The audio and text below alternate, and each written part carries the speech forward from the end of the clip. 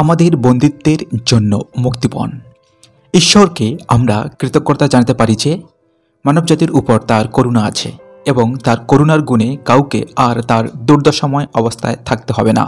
যিশুর বিকল্প মৃত্যু দৈব ন্যায়পরতার দাবিকে পূরণ করল। যারা খ্রিস্টকে বিশ্বাস করে তারা সকলেই আত্মিক মৃত্যু এবং শয়তানের বন্দিত্ব থেকে অব্যাহতি পেতে পারে, কারণ তাদের উপর আর ঈশ্বরের ক্রোধ নেই। আমরা যখন প্রভু যিশুকে বিশ্বাস করি, পবিত্র আত্মা আমাদের আত্মায় আসেন এবং আমাদের আত্মা থেকে শয়তানের প্রকৃতকে সমূলে উৎপাটন করেন। ফলে আমাদের আত্মা নবজন্ম লাভ করে। যোহলিত সুসমাচার 3 অধ্যায় 1 থেকে 16 পদ। এবং আমরা ঈশ্বরের ঐশ্বরিক প্রকৃতির শরিক হই। 2 পিতর 1 অধ্যায় 4 পদ। এখন আমরা আমাদের মূল প্রশ্নে ফিরে যাই।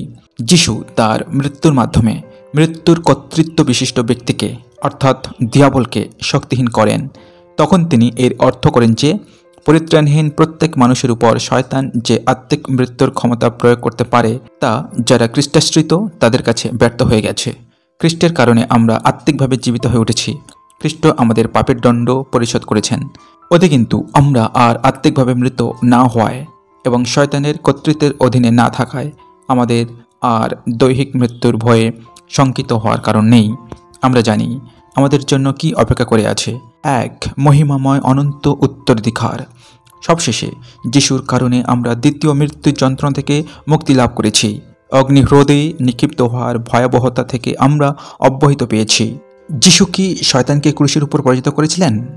না, তিনি পরাজিত করেননি, কারণ যিশু এবং শয়তানের মধ্যে কোনো যুদ্ধই হয়নি। আত্মিক মৃত্যুর উপর শয়তানের যে ক্ষমতা ছিল, যার দ্বারা সে পরিত্রাণহীন মানুষকে বন্দী করে রাখে, যিশু তার ক্ষমতাকে শক্তিহীন করেছিলেন।